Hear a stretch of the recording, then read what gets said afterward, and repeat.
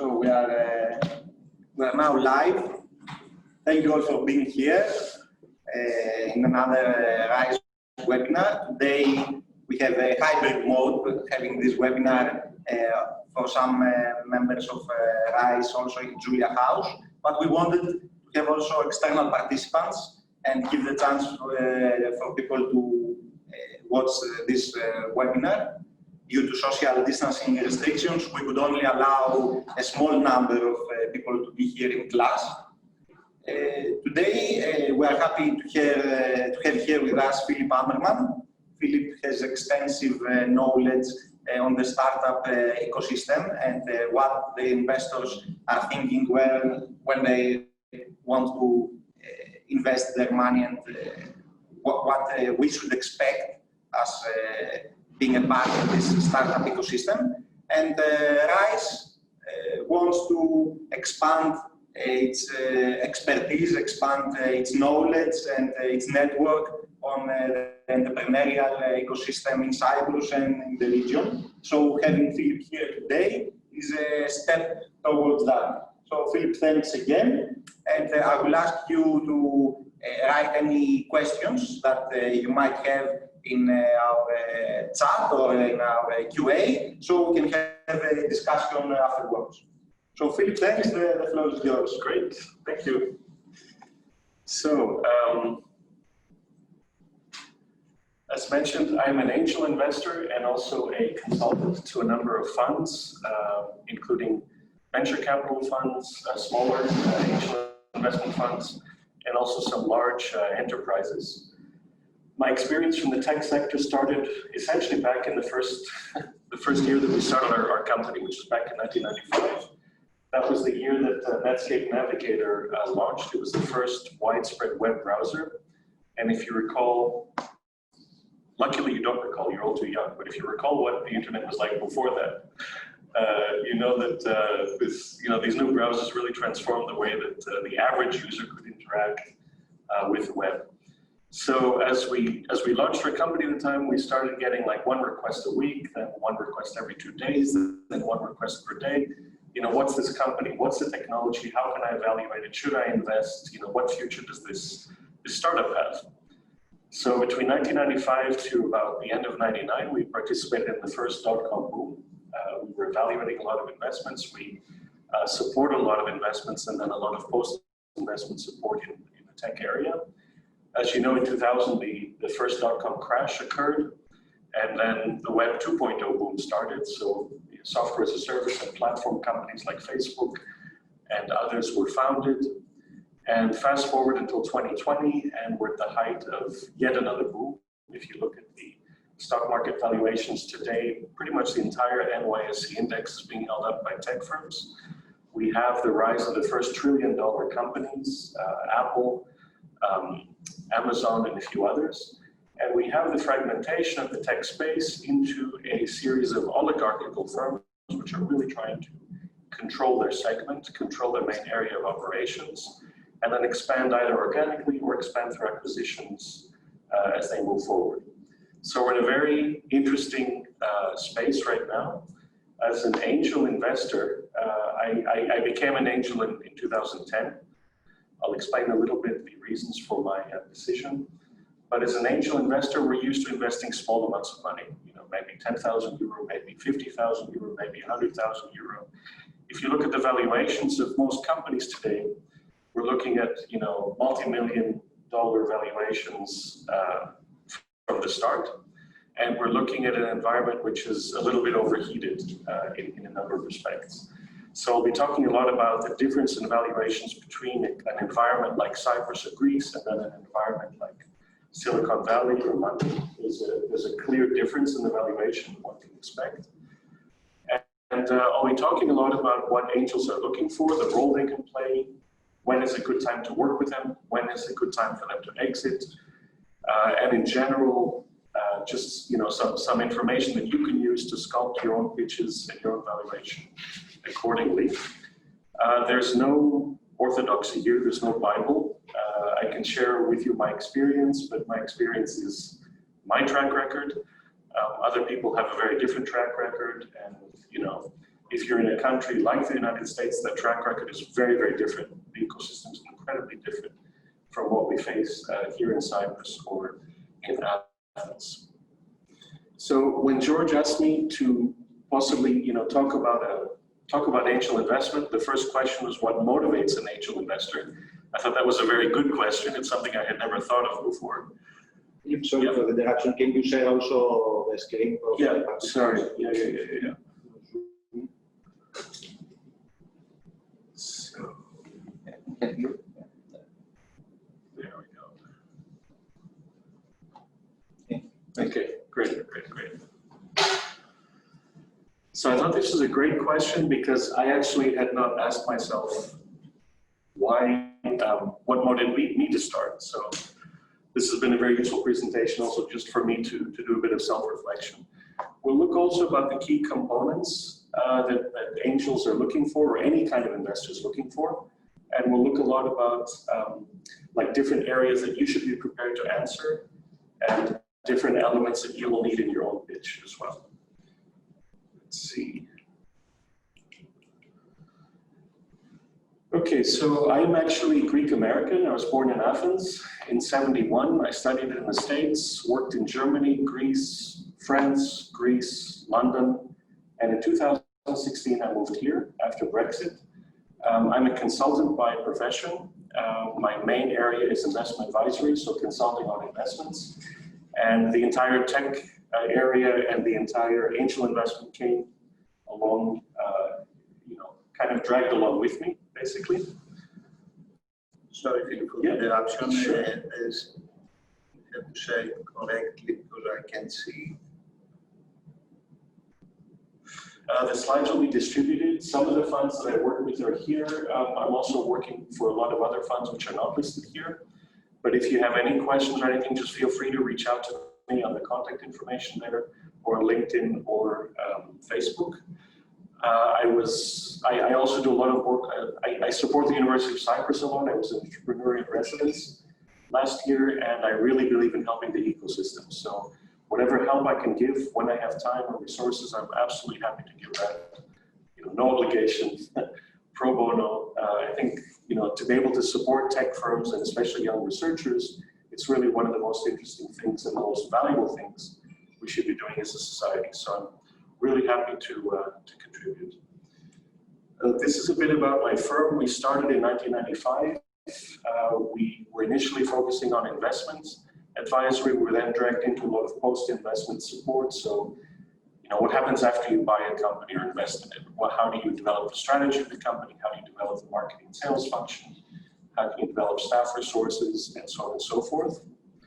Our main competence is really the investment cycle. It's analyzing an investment before it takes place, supporting an investment transaction while it's ongoing, and then supporting the entire post-investment process. We've worked on investments from as small as something like 10,000 euro, which is the minimum ticket in our own fund, going as high as 700 million euro in a combined automotive production plant.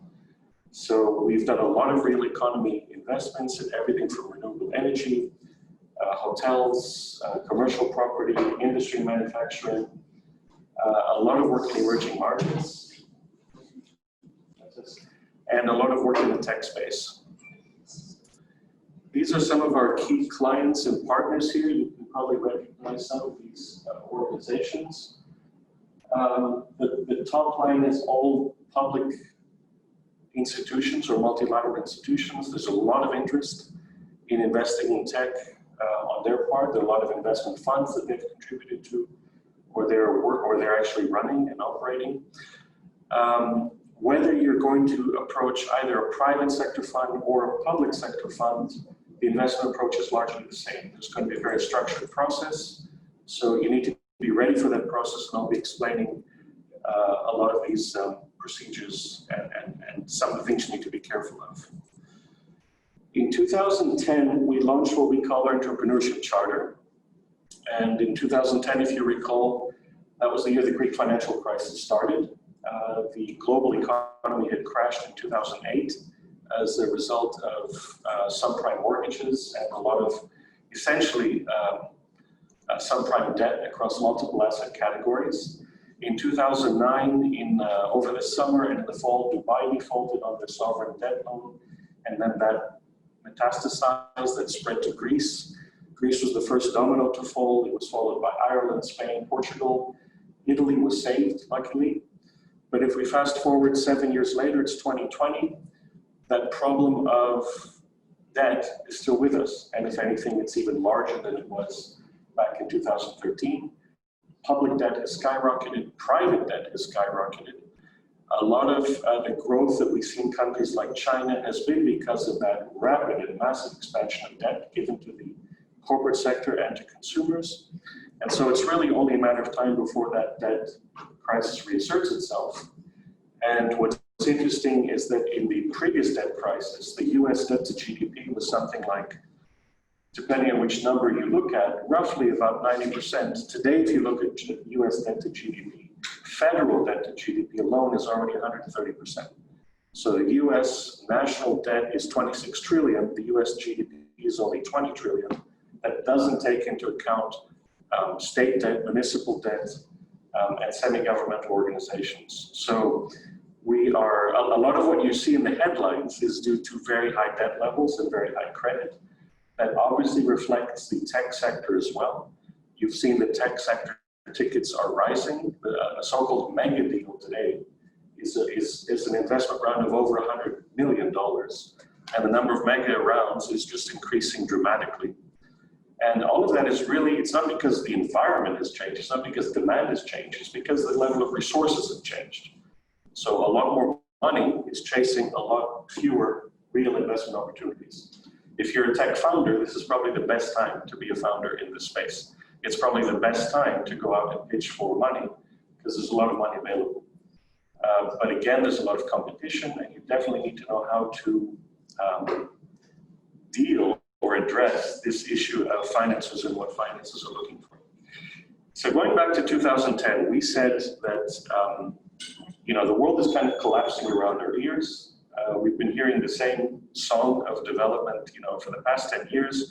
Let's try to channel our own financial resources. Let's try to channel our own energy into doing something useful. And we judge that useful thing as helping small companies or startups grow and expand.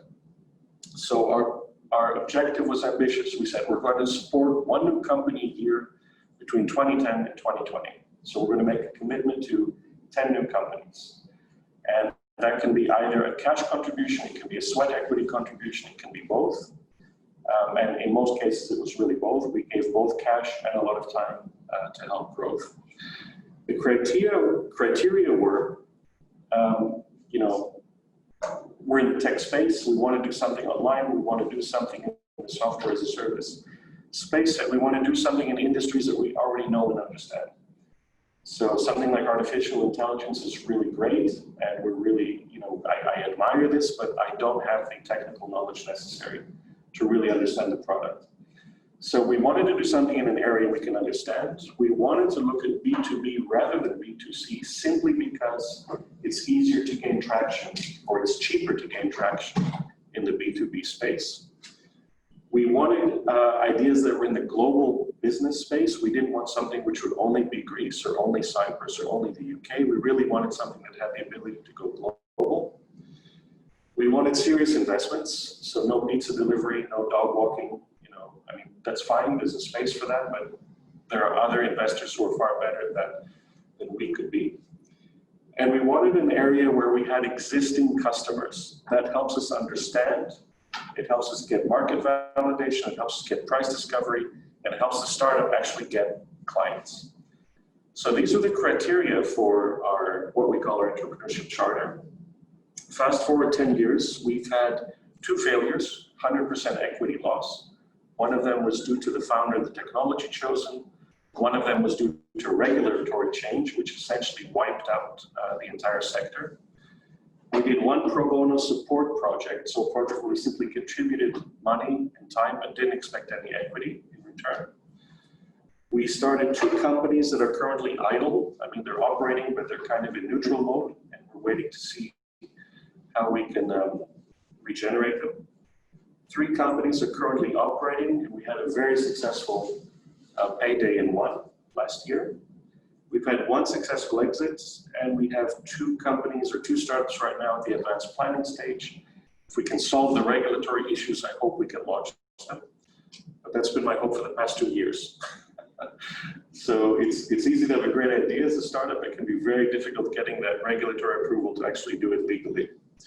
Smallest investment we made was 10,000. The largest investment was about 250,000. That was also then backed by a lot of time, a lot of sweat equity, a lot of attention paid and support given to the startups that we worked in. So I'm happy with a relatively low failure rate. I know that probably it's not very sexy to talk about, but you really learn from failure, and you learn from positive examples and experience, but you also learn a lot from negative examples and experience. And I think one of the advantages of working with an angel investor is that not everything is going to be a success. In fact, you should probably plan for the opposite scenario. So it's good, I appreciated the fact that these things took place, and I will never repeat the same mistakes, I hope. Although, given that it's a very wide world, I'm sure I'll be making more new mistakes to go along with that. We've decided to renew this, so we're going to be doing the same thing from 2020 to 2030. We're probably going to drag in more outside capital. We're going to do it in such a way that we can avoid having to be regulated. So rather than having a company making the investments, it'll probably be multiple individual investors making the investments.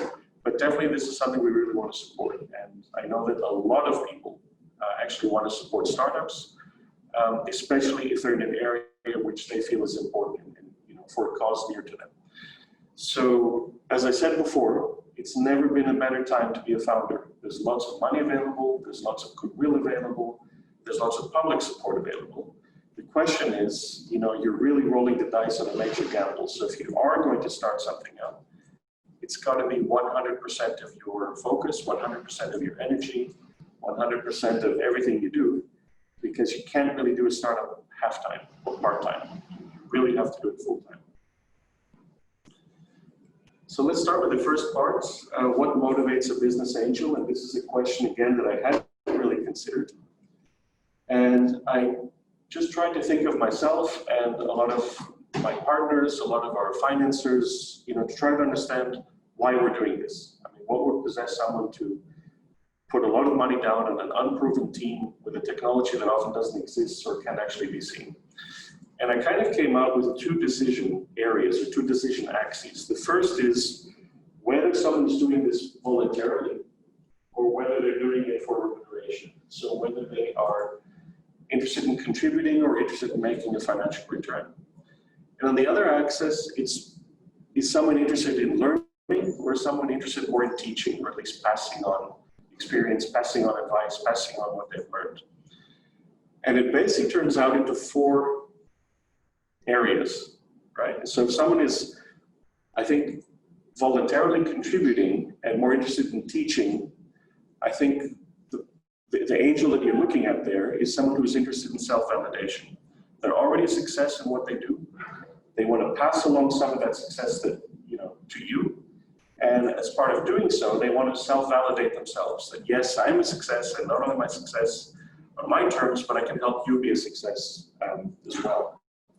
I think someone who is voluntarily contributing and interested in learning is really there to learn. And for me, learning is one of the main reasons that we started this whole adventure, because we were very good at what we did, but what we did back in 2010 was in a very specific space. And by investing in startups, you learn a lot of new things. You learn about founders, you learn about technology, you learn about markets, you learn about competitors, you learn about how technology affects human behavior, social behavior, societies, and ultimately it's fascinating. I mean, the changes that humanity has done in the past 10 years or 20 years are astounding, and the changes that we're going to do in the next 20 years are literally, in my opinion, going to transform the human race. We're going to go from a system of pure DNA into a system of augmented DNA and probably DNA splicing and therapy. We're going to go from a purely organic human body into a cyborg, right? So humans with actual implants designed to help them perform better and to manage their health. we're going from pure organic perception into augmented reality and immersive reality, virtual reality. We're going to go from our simple brains into artificial intelligence and machine learning, right? And the changes that are going to take place are simply astounding. And they're, you know, we might be working on stuff now. We might have a good idea what's going to happen in the next 1 or 2 years, but on the scale of 10 years or 20 years, we have no idea what's going to happen. But all we can say is that things are going to change utterly. And I find that fascinating. I find that amazing. And I find it a challenge that, you know, everyone has to keep learning and keep adapting. So there are different motivations, but there's some common ones to the best angels or to the best people that you're going to work with. And again, this is my personal viewpoint, so don't take it as gospel. But in my opinion, the best angels are not concerned about making money. They already have money. They've done that before. They can do it again. They might be investing surplus funds. They might be investing in inheritance. They might have sold a building, whatever, and they're investing part of the proceeds. So they're not mercenary. They're more there because they want to help or because they want to prove something, rather than just getting a specific rate of return. If I wanted a specific rate of return, I would, and if I wanted it safe, I would simply buy US Treasuries. If I wanted a better rate of return, I would simply buy stock market index funds, and I would get a much better rate of return than, you know, my investments in the tech space to date. The best angels are also not so stupid about spending money, because they've made money. They can tell bullshit when they see it, and they know when something can be done in a faster way, a quicker way, a more frugal way. So I think there's a perception, you know, that we're going to do some kind of IPO and then buy Ferraris. That's not the case. That rarely works. If it works, it's going to work 10 years from now, not when you're looking at your seed funding round or your Series A funding round. The best angels challenge you to perform. And I think that's important, because there are a lot of days when we're tired, we're depressed, we're overworked, and we just want to stay in bed in the morning and not come into the office or whatever. And if you're accountable to someone else outside your team, that could be a very good form of discipline. They can challenge your assumptions. You may be so wedded to the technology or to your own idea that you're not getting input from anyone else. Definitely they help you in ways beyond money. So they help with industry contacts, marketing, mentoring, and so on and so forth. They will see your success as their success.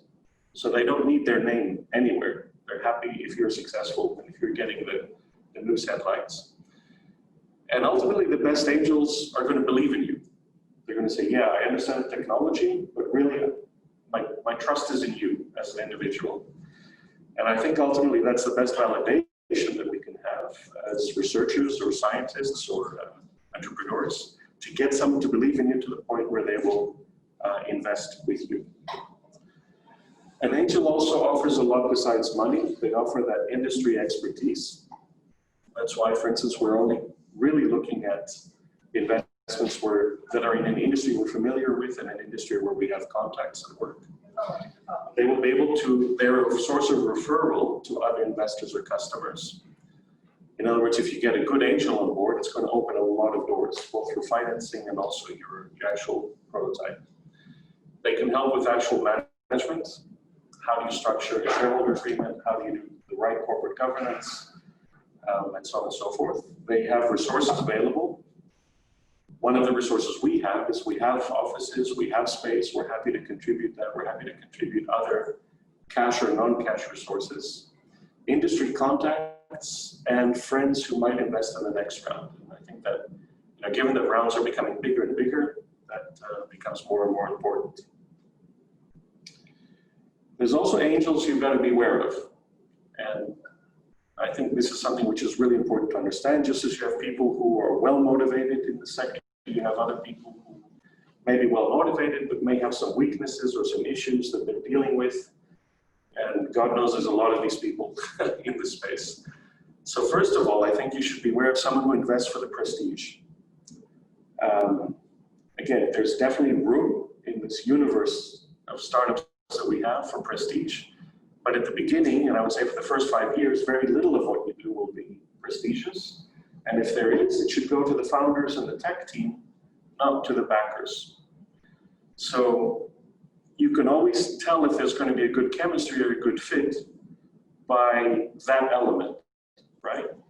So if you look back at your experience, you probably know a lot of people who are interested in grandstanding, they're interested in the headlines, the limelight.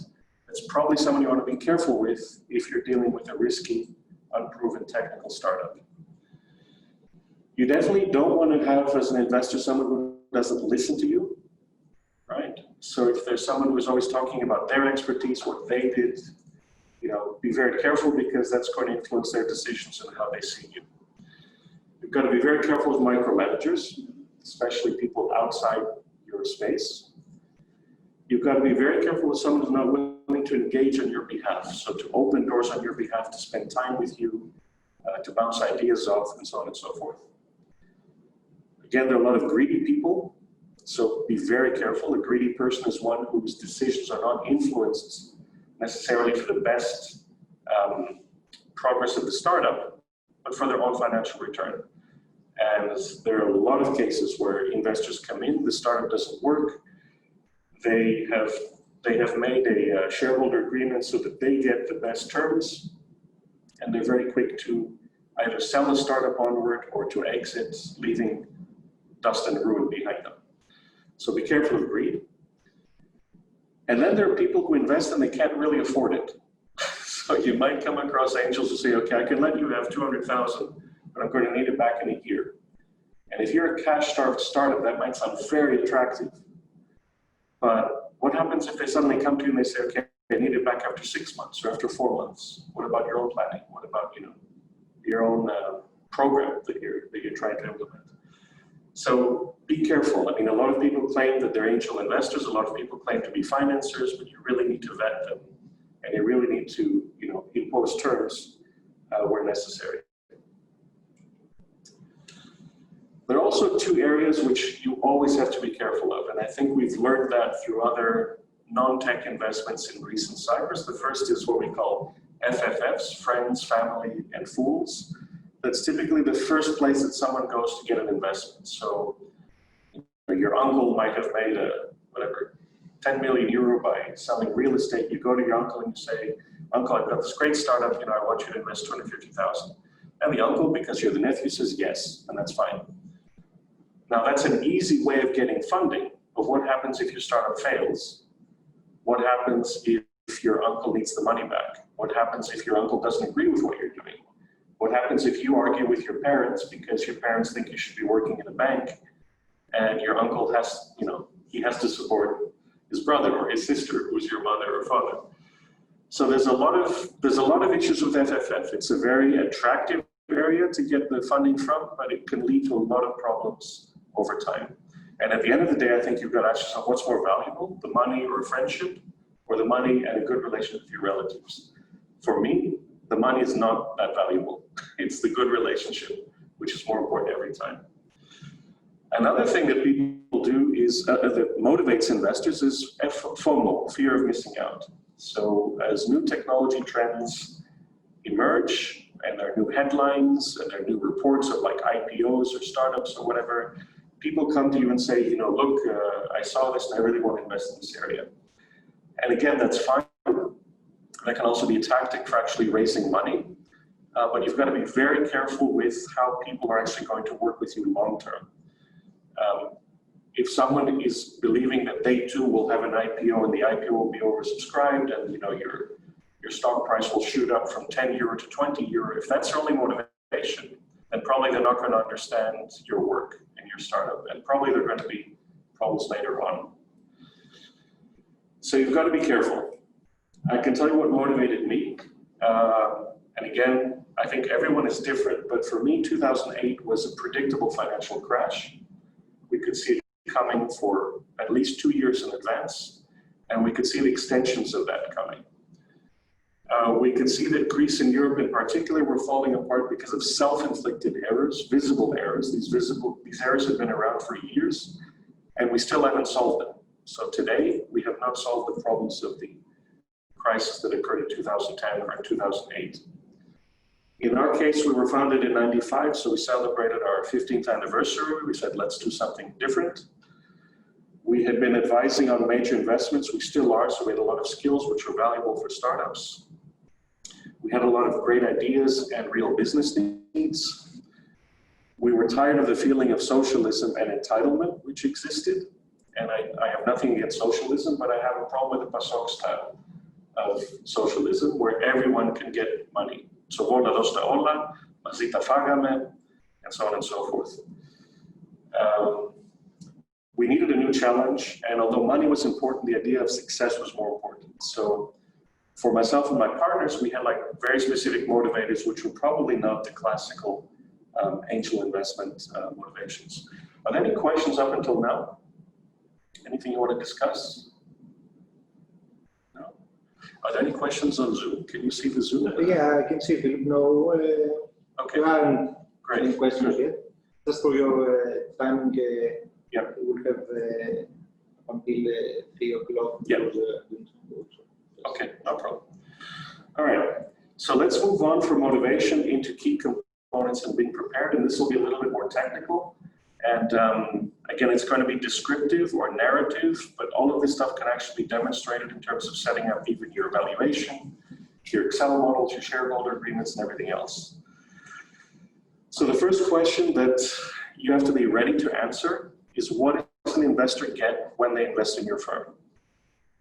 You know what you're getting. You're going to be getting a certain amount of cash, and you'll be giving a certain amount of equity, but an investor needs more detail. So there's typically two answers here, and these are the classic corporate valuation answers, and you need to be ready for both options. You need to document both options. So the first thing they're going to get is they're going to get a share of future profitability from your firm. That means they're expecting dividend income or stream of dividend income at some point after you reach profitability. And the second is they're waiting for a capital gain from a future resale. And all of that, all of those headlines you see on the IPO, you know, Facebook and WeWork and everything else, that's that second scenario. The idea that we can go public, that, you know, our valuation takes us from a paper valuation of a couple $100 million to billions. And because we have enough shares, you know, we can realize either an immediate gain if we sell, or a future gain if we hold on to the shares. But these two elements are very different when you're modeling your financial plan, and therefore when you are achieving your corporate valuation. And what we see, of course, is that most startups today have zero profitability. They are investing the capital they've been given to gain market share and to gain you know, future dividend streams and future profitability. So their entire valuation is the second one. It's that, you know, theoretical valuation that they have of the company. Again, there's different ways of getting to these two scenarios or getting to these two calculations. You just really need to be aware that this is the technical answer, and this is what you have to be ready to answer when it comes time to discuss valuation. There's also an aspirational answer. I mean, I don't think anyone invested in Facebook because they thought Facebook would become $1 trillion company. I mean, I don't know anyone who invested under those terms. And I certainly haven't seen anything written about that. But people invest because of aspirations, not because of purely financial calculations. And the first one is hope. So a lot of investors are looking for the next big thing. A lot of angels are looking for bragging rights. A lot of VCs are looking for, you know, the prestige of being among other VCs and pushing something forward. And the second thing is self-validation. Investors want to be part of something new. They want to be part of something important. And this is where, you know, most pitches are founded on today. You know, a lot of the pitches don't have a lot of financial information, but they do have a lot of aspirational material, a lot of aspirational content. And ideally, you should be able to combine both in your pitch, and especially if you're in, excuse me for saying this, but a regional country like Cyprus or Greece, you have more challenges ahead of you, you have more headwinds ahead of you, right? It's different if you're in London, it's different if you're in New York, it's different if you're in San Francisco. So your answer has to take all of these things into account. And the basic questions are things like, how much money do you need? What's the money going to be used for in detail? What shareholding is the investor going to get? What's the expected return? And how quickly are they expecting you to get that return? What are the risks of achieving the goals?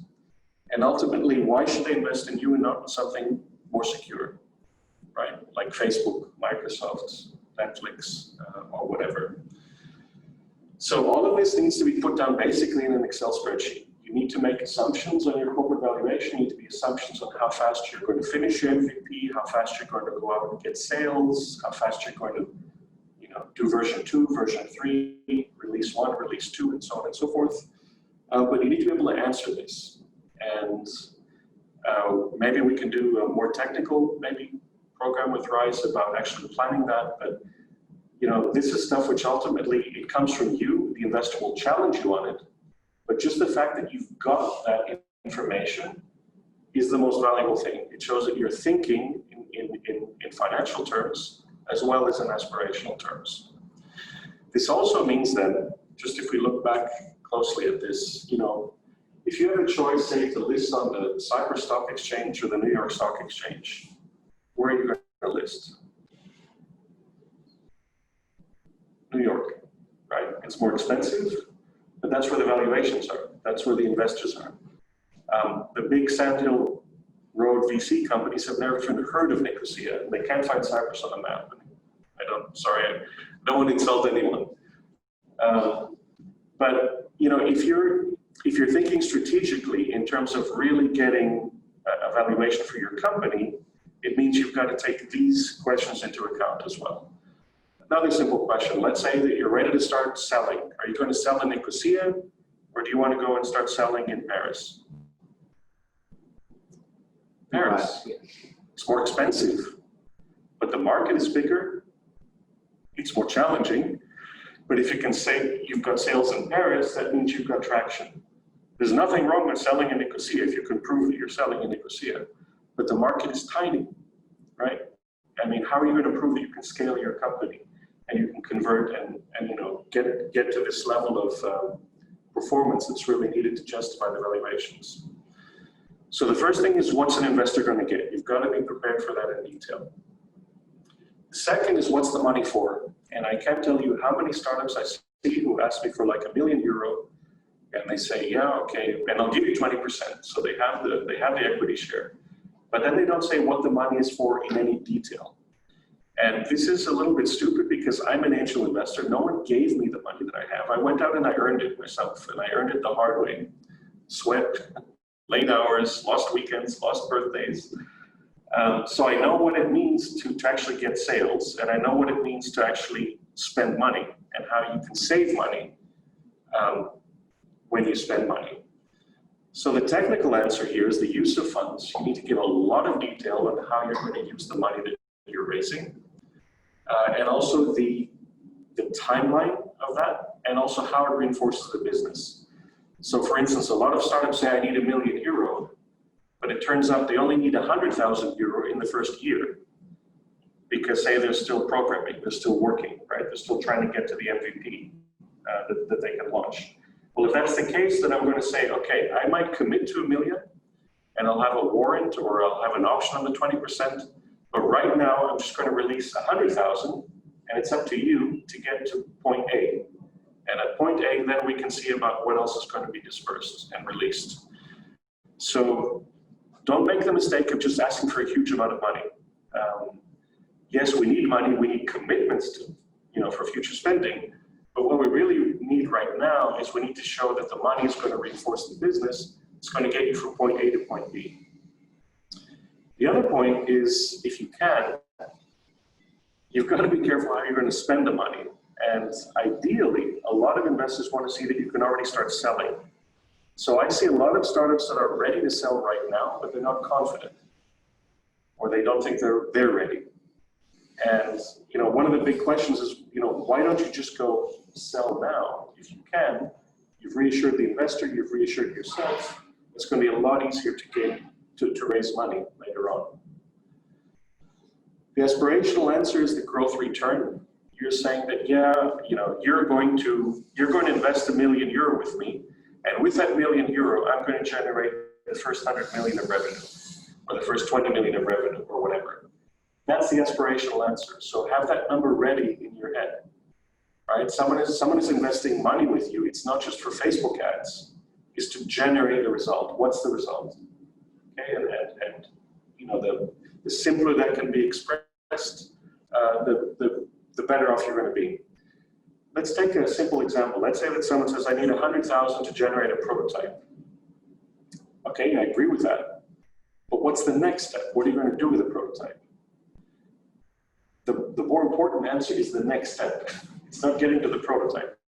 I have every confidence that if we could pay you the money you need, and you could lock yourself in your laboratory for a year, at the end of the year, you're going to have an amazing product. But then what? Right? So think aspirationally and integrate that into your planning. So your answer is what the money will be spent on, granular detail. How does it affect your profit and loss? So how does €1 of expenditure, how many euro of income does it drive? €1, €2, €3, 100, right? Demonstrate that. Does the spending support your story? Are you ready to grow now, or are you not confident? An investor can tell if you're not confident. It's like, you know, a shark can smell blood in the water. It's the same thing, exactly. So you need to be sure that you're ready to grow. Show how you can spend the money effectively and intelligently. How and where you're going to disperse the funds.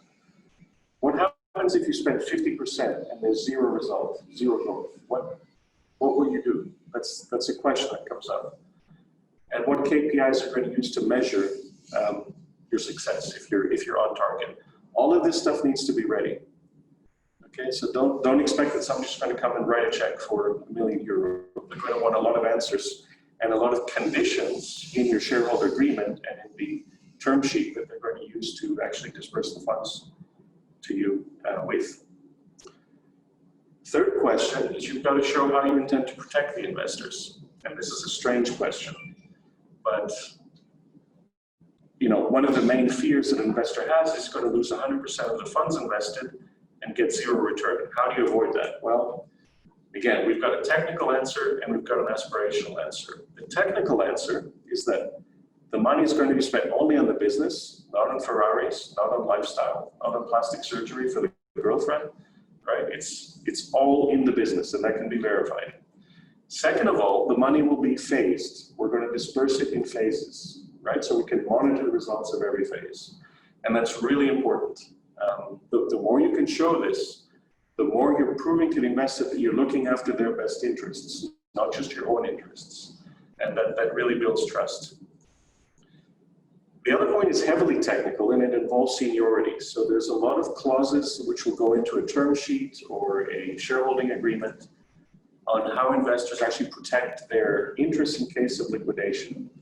Typically, it means they get seniority clauses, which means if the company is liquidated, they get the first right to any money which is taken out of that liquidated company. So it might be cash in the bank, it might be that you've got some great laptops, the laptops are sold. It might be, you know, patents, trademarks which are sold, things like that. So you need to understand what you're willing to give, but a lot of investors are going to come to you with their own strategy in mind, and that strategy is they have seniority. So you have to be ready for that. The aspirational answer is one magic word, and that's frugality. The mantra today is frugality. We're going to do things by bootstrapping. We're going to do things with our own resources. We're not going to spend money on things we don't need. We're always going to try to find ways to do things cheaper, more effectively, and we're going to measure the results of what we spend. I was reading an article, I guess, end of last year, and there's this amazing statistic. 50% of all startup funding is spent on advertising, promotion, and market growth. And if we think about it, that's why Google and Facebook are making so much money, right? Advertising. So if you can demonstrate that you're frugal, then you can demonstrate you're protecting investor interests. So think about frugality every time you put something into your spreadsheet, the office rent, you know, the dining and entertainment, the business class travel, all that stuff. You know, there's a lot of easy ways there that an investor's going to look at and say, you know, look, I don't want to spend money on don't waste the investor money. So you're going to need to be able to answer these questions. You're going to need to be able to demonstrate the amount of money you need. We talked about that before. We need to see what the money is going to be used for. And one of the main things that people are going to look for, and it's one of the biggest areas of debate, is the founder's salary. How much money are you going to pay the team? And I know this sounds absolutely terrible, but 10 years ago, we had no problem justifying like 8,000 euro salaries or 10,000 euro salaries if you're in a country, if you're in a city like New York or whatever. Today, I think prices have really fallen. Founder salaries are kept really low. It's expected that founders are living on, ramen soup and sleeping under the dining room table or whatever. But frugality is the name of the game, and that means you're going to see that when you come up against investors. Again, you need to know the key metrics you're going to use. You need to know the governance mechanisms to protect investor shares. And you will need to answer immediately, either now or at a later stage, if the venture fails, what happens? What's the liquidation procedure? Who has priority on the liquidated assets? And this is it's not a very happy thing to discuss, but it's something you're going to have to discuss and you're going to have to plan for. So if you notice, up until now, I'm only talking about money, and I don't like doing that, but that's the reality of this space. You guys are coming at the issue from here, which is what problem is your product designed to solve? And again, you need to have I'm not saying you don't need to answer this, you do, you need to be extremely clear about this. But the investor's going to look at this as well as money, and for the experienced ones, the money point is faster. So for instance, on LinkedIn, I'm literally getting one pitch a day, and most of them are, I take the time to review them, some of them, but the immediate question is, what's the money being spent for, and how much money is being asked for, and is that realistic or not? As soon as I see that, I can tell, is this someone I trust enough to do business with, or is it someone that I'm going to have to educate and change their expectations and try to grow together with? So money is important, unfortunately. Let's get now to product market fit. Technical answer here is market size and market profiling. Most investors want a unicorn for some reason. We don't, but this unicorn issue has captured popular imagination. A unicorn is a startup that can achieve €1 billion valuation or $1 billion valuation. And that means that your market has to be large. That means you've got to be able to describe the market in terms of the total available market, the service obtainable market, how much of that you can reach, and then the service available market, how much you can actually convert and by when. You also then need to understand your customer profile. Who's the customer? How do they make decisions? How often do they need to buy? How difficult it is to buy? A B2C market is relatively simple. A B2B market is very complex. Okay? And all of this needs to be, it needs to be documented with things like acquisition costs, churn rates, lifetime value, and so on and so forth. The technical answer is also the product market fit. I've grabbed a graphic here from Dan Olson, and if you have time, check out the source here. It's a really, really good resource.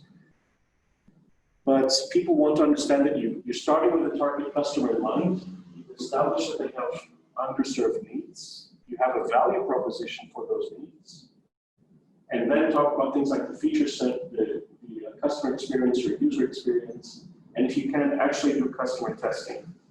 We had a short discussion before we started, and we talked about valuation. One of the main areas you can get higher valuation with as well is if you can show that you've actually tested this with customers. If you can get some kind of either a letter of intent or you can do some kind of demonstration, you can show a number of trials and the results of trials and so on and so forth.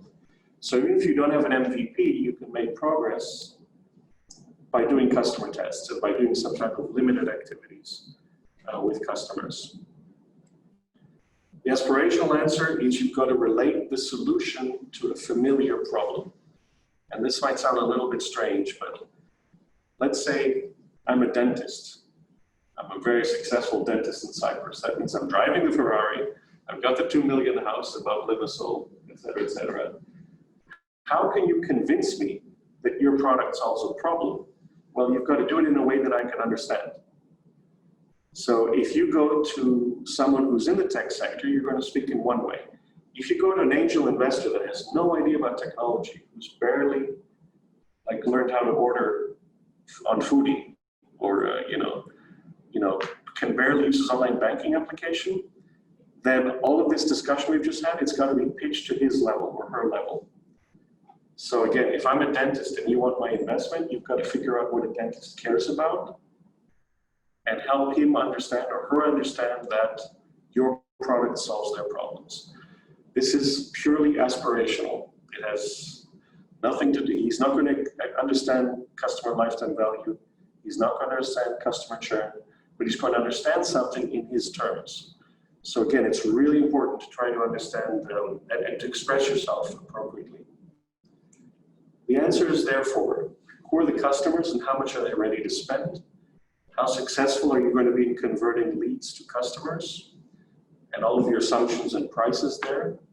Total market, beachhead market, service obtainable markets. What's your growth plan and the metrics you're going to use for it? What's the product market fit? And have you tested your solution? Okay, any kind of test is a form of validation.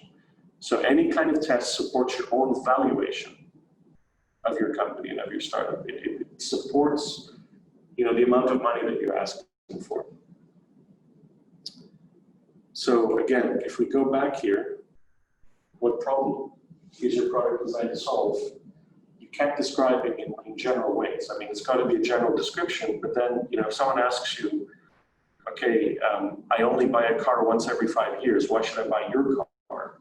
If you don't have an answer to that, you're going to freeze. You're going to lose that. You're going to lose the investor, basically. So think both aspirationally and technically, but there's going to be a lot of technical background and research done to what it is that you're actually trying to sell or achieve. Second question from your side, that's not money related, how are you going to defend your position? You might have the next best electric car battery, but you're competing against Tesla or BMW or VW or Mercedes or whoever. How are you going to defend your position if 2 years from now, one of these giants decides to invest and to start, rolling out their own products in your space? This is a really big question. Our first startup had a lot of assumptions that were very, very good, but then a year later, LinkedIn started emulating us. So all of our assumptions kind of went out the window because someone much, much bigger and much better funded was doing that first. Not first, but was doing it with all of the power that they had. It didn't matter that we were the first mover. We weren't funded well enough and we weren't big enough to compete with one of these giants. So we've got two answers. The first is domination. An investor wants to see that you can dominate the space you're in and that you really have the best product and you're going to convert the customers as fast as you can to get there. And the second is agility. People want to see that you can respond quickly and flexibly if you have to. You're not wedded to, a my way or the highway type of deal. The first failure I had personally as an angel was because I backed a founder who, didn't want to change technology, even though the technology it was clear was dead. So as a result, I lost everything, but that's a good enough lesson, basically, that it will stay with me. The aspirational answer, unfortunately, is something called oligopoly. And if you read, a lot of literature that's in this area, you're going to see very clear indications that, whoever invests in you wants you to become the dominant market player, the monopolist, as it were. So you have to be ready to say, how are you going to become that leader? And this is not an easy question to answer, and it's going to call into question a lot of issues and a lot of assumptions. But if we look what's happening today, the whole world is coalescing around monopolies, right? Facebook is a monopoly. Facebook is trying to keep you on their platform as long as they can. And to do so, they've introduced Facebook Marketplace, Facebook Shops, and they're going to keep rolling out more and more services as time goes on. Google wants you only to search on Google. and only to advertise on Google. Netflix wants you on Netflix. They don't want you to watch HBO or anything else. So we've got this oligarchy, we've got this concentration of power, and you're going to have to try to figure out, are you going to go in the same direction? What threats are there to you from this development? And how can you become a market leader, at least to the point where you're sold and you're bought by one of these market leaders? If we look at Greece, Greece is a very active ecosystem in the past 10 years. A lot of it has been resource driven. There's been a lot of money pumped into Greek startups. And if you look at these startups, the main method of valuation so far has been onward selling either to big platforms, either to companies like Microsoft, or to other VC firms who are buying it at an enhanced valuation. So you don't necessarily need to become the next Facebook. You just need to be on track so that you can exit earlier or you can attract investors earlier. But the aspirational answer is that you've got to be ready to dominate your space. And that means you've got to be 10 times better than your competitors. You've got to show that your customers confirm this and understand it. You've got to show how fast you can grow. You've got to estimate your market share now and in 5 years. You have to demonstrate how fast you can change what your fallback position is if needed. And you've got to then link all of this with the funding you're requesting. So there's nothing wrong with spending 50% of that funding on advertising, as long as that advertising converts customers, and as long as that then demonstrates market share and hopefully repeat customer engagement. So again, how are you going to protect your position? How are you going to dominate? I think you probably know the next question. Who's on your team? You've probably been trained on this before. Technical answer, we always have two types of people. We have the product people and we have the market people. We've got the coders, we have the sales people. It's great if you can have both from the beginning. One of the weaknesses that a lot of Cypriot companies have is that you've got very good scientists or researchers, but you don't have many people who can help you with pricing, selling, or anything like that. Also, in some cases, it's the opposite. You have people with a great idea, but they don't have the coders on board who can stay with the startup. So the aspirational answer is that we want a team of founders. We never want to invest, if possible, in just one person. If you invest in one person, the risks as an investor are exponentially greater than if you can invest in a team of 5 people. Even though a team of 5 people is going to be more expensive, probably, decisions may be slower, there may be more arguments, but at least we know that if one person is having a bad day, he's not going to blow up the entire relationship. So, founder teams. The hidden questions that an investor is going to look at is, can I trust the founder? So a lot of that comes down to chemistry and to how well you're prepared, how arrogant you are. Are you on time for the meeting, and so on and so forth. Another secret question or hidden question is, if I've got to replace one of the founders, who is irreplaceable? I can't replace the irreplaceable person by definition, unless I'm willing to incur financial damage. So I need to know that if someone is not performing, who can be replaced first, basically. And again, sorry, I know this looks very Machiavellian and very evil, but these are everyday questions, and you should be asking them of your own team members and partners when you're called upon to make the partnership. If the entire product needs to be replaced, are the founders ready? This is a huge issue. And if you look back at some of the early, like the big investments like PayPal, Elon Musk, Peter Thiel, a lot of the growth came only after they were able to merge 2 different companies, rather than making one company succeed on its own. So you may literally need to scrap your entire product and merge with someone else. And the founders need to be aware of that. We need to know if the founders are hungry enough. That's a big problem in Cyprus. Cyprus is a beautiful country. It's very difficult to be hungry here. Since moving here, I've gained about 7 kilos. But okay, that's not Cyprus's fault. But you need to be hungry. You need to be able to say, okay, I'm going to work through the weekend. I'm going to work through the vacation. If I need to, I'm going to get on a plane and fly to Moscow to present or whatever. This is not easy necessarily, and it's a question. And then ultimately, are the founders ready to relocate? And I don't like saying this, but it's a hard fact. You're not going to get the valuations you deserve if you're based in Nicosia. I'm totally willing to retract that opinion if I have alternate evidence. But I know that valuation rounds are higher, the availability of capital is higher, the availability of customers are higher if you're in a big market. And right now, the biggest market is the United States. And in Europe, there are other big markets, but they're not here, unfortunately. So you need to be ready to ask yourself that question. Are you ready to relocate? If someone says, look, I'll give you 20 million, and I'm going to phase it like that, but I need you to move to Los Angeles.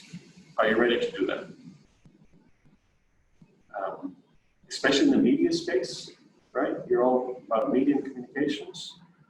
Sorry, but there's nothing going on here. Again, I'm totally willing to retract that opinion if you can prove the opposite. But so much of valuation in the space is people and chemistry and being close to the real decision makers. That if you're looking at a big media investment, you probably need to be in the United States today. Maybe in London, I don't know, maybe in Paris, depends who you're selling it to. But it's just going to be difficult to get traction and to really develop if you're here in Cyprus. So you've got an answer, which is here, present the team, distinguish the equity shareholders, and so on and so forth. If I can just give one very, very fast comment, it's not bullshit. We can immediately detect bullshit. So I see startups which have an advisory board. And on the advisory board, it'll be like a Nobel Prize winner, it'll be the guy who invented sliced bread, it will be the founder of whatever. I can tell if they're going to be actually with a startup or not, right? It's a simple question. So if you're going to present your team, make sure that the team is really on your team and that they have equity and understand what role they're going to play. If you don't have that, it weakens your case. If you're going to bullshit me about that, what else are you going to bullshit me about? Okay. If you don't have another team, remember, it's better to be honest. Just say that. We need a CFO. We need a CMO. Right? We need a CTO. If your investor likes the idea, he's going to help you solve that problem, or he's going to make it conditional that you get the investment as long as you bring on other people in that area. The worst thing is if you say that you've got people and then they never show up, and that happens very often. I'll try to speed up a bit. Yeah.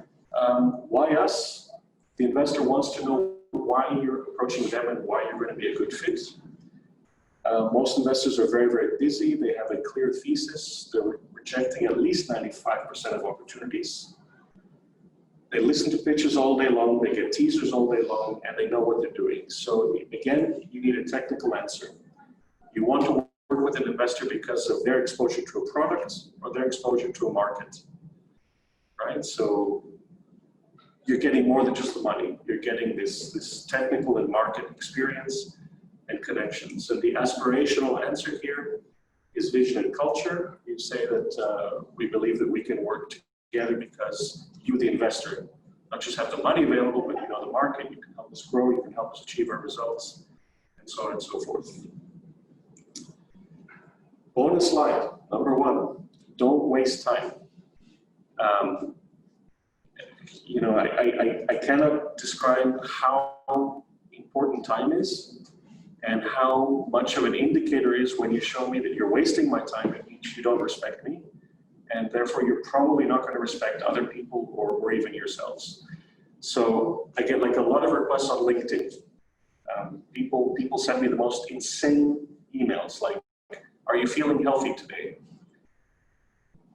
Okay, I don't know money for the mafia, so yes, I feel healthy today. Don't ask stupid questions. If you're going to approach someone for money, you've got to be really prepared. You have to have done your homework, understand their background, understand what they're looking for. 3 weeks ago, we got a request to invest in the pornography channel. We say very clearly, we're not going to invest in pornography. We're not going to invest in weapons. We're not going to invest in drugs, right? We're only doing legal B2B investments, basically. Don't initiate contact if you're not ready for it, for the questions that I've discussed, if you don't have a plan ready. Don't engage in sloppy logic or wishful thinking. I had one guy who said that, if we become the landlord of this, if we become a tenant of this company, we can ask him to invest in our company. I said, no, you don't have to become a tenant. you can ask directly. Cyprus is not the center of the world, so don't sell it as the center of the world. Be very careful how you talk about your base and how that relates to your business. Your entire team has to be on board before you seek the investment. So I've seen deals fall apart because there might be a team of 3 people, 3 founders, one of them refuses, says, we don't need the investment, we can do this on our own. Well, in that case, you've wasted the entire due diligence process. You've wasted your chance, and it's better not to do that. If you're not really ready to launch, don't pretend you are, and be ready for difficult questions. There's a lot of founders who come from the academic space, and I don't mean to insult anyone, but sometimes within the academic space, the questions that people are asked are very light questions, very easy questions. If you're going to ask an investor, they're probably going to ask difficult questions, or hopefully they will ask difficult questions, and that may even insult you. It may challenge your assumptions so severely that you feel that you're being insulted. You're not being insulted. People are just trying to understand if you know your stuff or not. And then the second bonus slide is why Cyprus? Why should we fund any kind of a startup in Cyprus? And again, it's not discriminatory. We ask the same question everywhere else in the world. But you've got to come up with a reason why Cyprus is important and what role you play in the wider economy. I've given some ideas here. You could say, okay, Cyprus is great as a sandbox or as a prototyping area. You might say that it's great as a holding platform. We have great tax advantages. We can be based here, but we will sell elsewhere. Okay, fair enough. We can say, maybe there's some kind of a sectoral consolidation or some kind of a broader efficiency issue that, if your software or your platform is adapted by like a dairy company, you can prove that efficiency effects of that company. But in general, you need to come up with a very, very valid answer. And if you're talking about your market rollout in other countries, there needs to be a very clear answer for it. I evaluated the Commission's Horizon SME instrument, phase 1 and phase 2. And one of the biggest problems was that the founders who were submitting proposals couldn't justify why they needed to test their prototype, for example, or do their market research in 6 different countries. Like, why would you need to do it in Germany, France, and Spain if by just doing it in one country, you can prove that you're successful, right? So justify that national identity, justify the markets that you're looking at. Why are you looking at these markets? Why are you prioritizing some markets? And why should something be invested in here in Cyprus? By the way, the tax advantages for investing in a company in Cyprus are amazing. Either as a foreign investor or as a company. So that should probably be, if you're committed to Cyprus, that should definitely make it into your presentations. And then the last slide I want to show is the reality slide. So, we can read Forbes or Fortune or the Wall Street Journal. We'll see all of our IPO information. We'll see all these mega rounds being raised. But at the end of the day, in the United States, this graph is showing us the failure rate of new businesses. The different colors, are the year the companies were founded. The horizontal axis is the number of years since they started. The vertical axis is the percent of establishment surviving.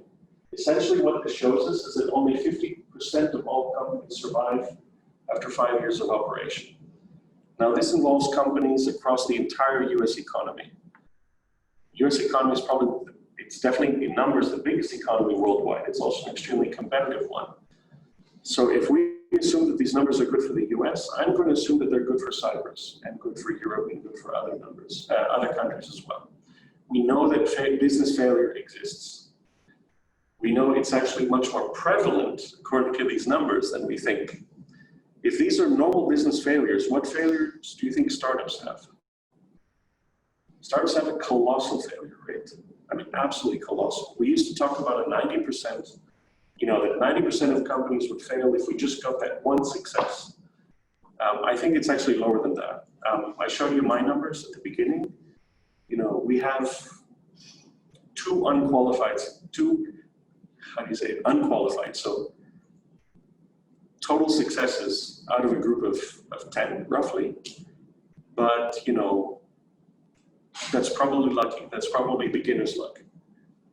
I wouldn't expect it to continue over a long period of time. So there's a huge failure rate, and people know about this. Angel investors know about it. VCs definitely know about it. They've developed mechanisms for trying to avoid failure by screening the investments, by screening the people they're going to work for and with. And you just need to be aware of that. So I'm not, you know, I'm not here to bring you down. I'm not here to say, you know, everything is black and don't try. No, you should definitely try, but you have to be ready for failure. And there's nothing wrong with failure. You can learn from it. Your colleagues will learn from it. Your family can learn from it as well. It's not something to be ashamed of. But the more preparation you do, and the more realistic you are, and the more contingency positions you have, the greater your chances are of success. And that's, I think, what my main message is.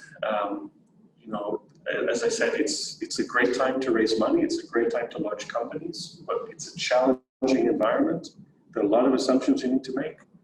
And I think RISE is definitely here to help you.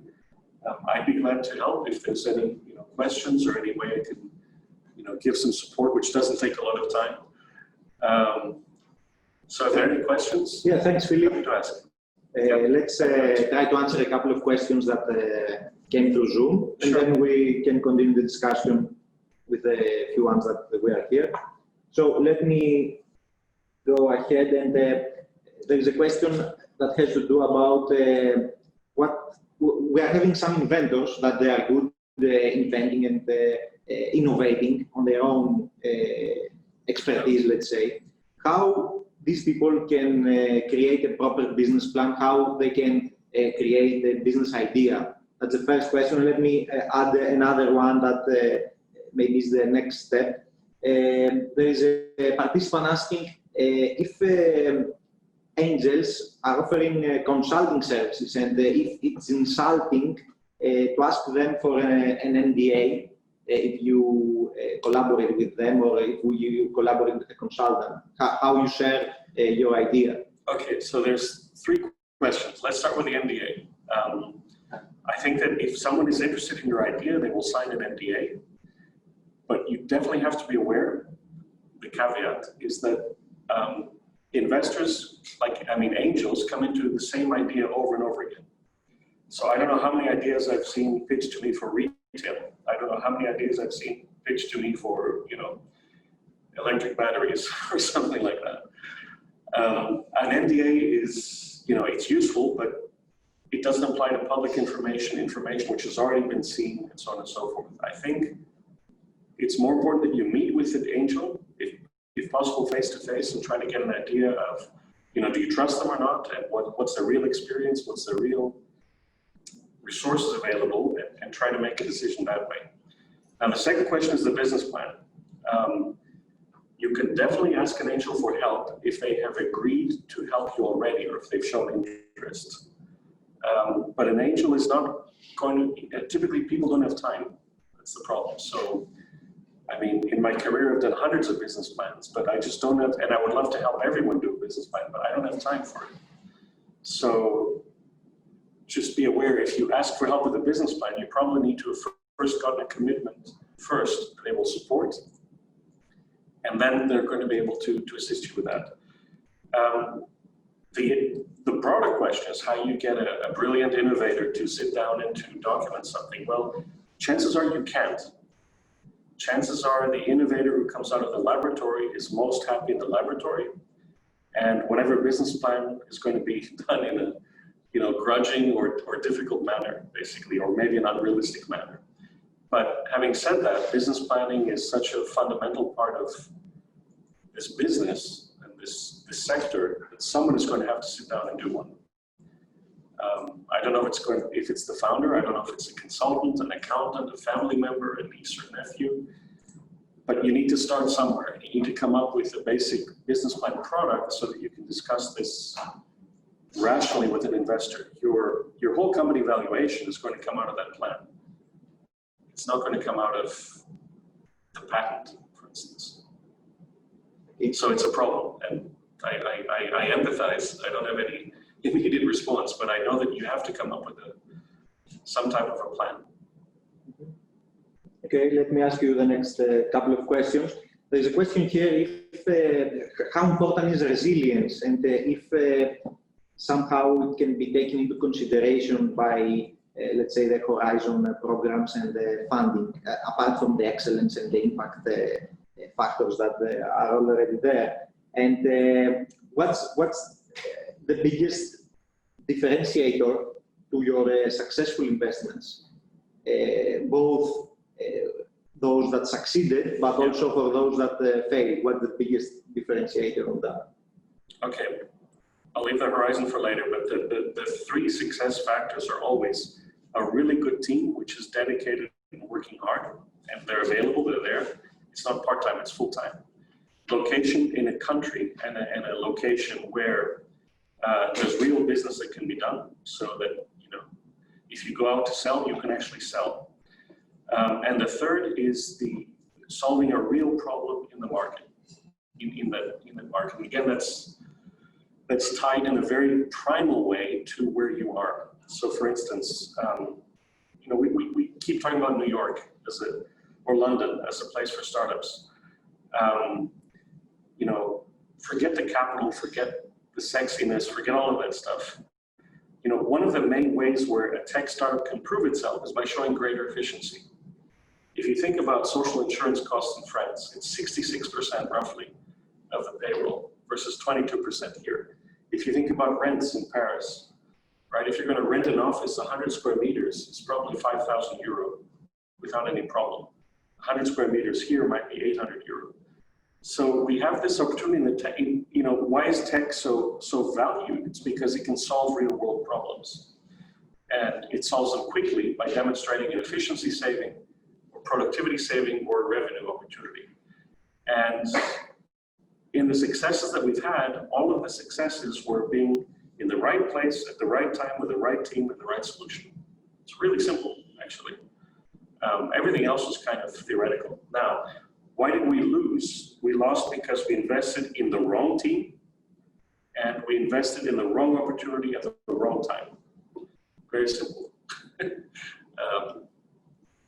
We can get into all kinds of things like, is Flash better than HTML? But at the end of the day, it was the wrong team that we invested in.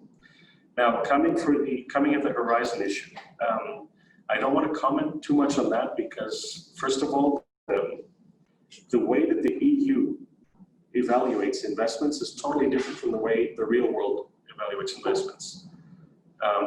There is stuff in the EU applications which, I mean, you're not going to see it anywhere in the real world. I mean, you know.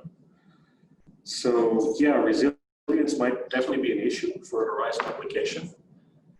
But, you know, there's going to be a huge debate about that within the Horizon program. What does it mean? What does it mean in terms of, you know, everything from tax rates to